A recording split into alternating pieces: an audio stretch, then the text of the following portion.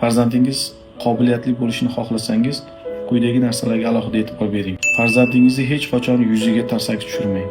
Aks holda bir marta tarsaki tushirilgan yuzda 300-400 hujayralar nobud bo'ladi va bolaning qobiliyati rivojlanishi sustlashadi. Ertalab farzandingizni nonushta qilmaslikka yo'l qo'ymang. Ertalab nonushta qilmagan bolalarda qondagi shakar miqdori pasayib ketadi va natijada miya hujayrasiga ozuqa yetib bormasdan miya hujayralarining ishlash faoliyati sustlashib ketadi. Bolalaringizni yozuvlariga alohida e'tibor bering.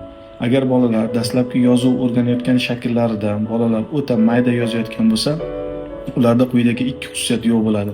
O'ziga ishonch va erkinlikning yo'qligi sababli bolalar odatda mayda yozuvlarni amalga oshirishadi. Farzandingizni kun davomida suv ichishini nazorat qiling. Inson miyasining 85% suvdan iborat bo'lganligi sababli maktab yoshidagi bolalar odatda 45 daqiqada 1 litr suv ichmaydigan bo'lsa, unda miyada kislorod yetib borish holati kamayadi va farzand g'ayrioddiy harakatlarni amalga oshira boshlaydi.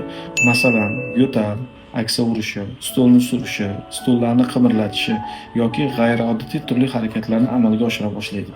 Quyidagi omillarni inobatga olgan holda bolalarning qobiliyatini rivojlantiradigan asosiy yana bir omil bor.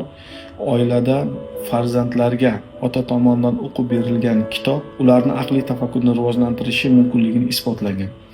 Garvard universiteti olimlari tomonidan o'tkazilgan tadqiqot natijalariga ko'ra, agar ota ko'proq bolalar bilan kitob o'qib berishda shug'ullanadigan bo'lsa, ularning kreativ rivojlanishi, aqliy tafakkuri va mulohazali bo'lib rivojlanishi aniqlangan. Sababi onalar tomonidan o'qib berilgan kitoblarning xulosalarida bolalar bilan aniq faktlar asosida savol-javob qilinadigan bo'lsa, otalar tomonidan o'qib berilgan kitoblarda esa bolalarning tasavvurini rivojlantirishga qaratilgan savollar juda ko'p berilar ekan. Natijada bolalarda so'z boyligi oshadi, ayniqsa qiz farzandlarning aqliy tafakkur rivojlanishi otalar tomonidan o'qib berilgan kitoblar natijasida kuchli bo'lar ekan. Hurmatli otalar, farzandlaringizni kuchli va qobiliyatli bo'lishini xohlasangiz, albatta bolalaringizga kitob o'qib bering.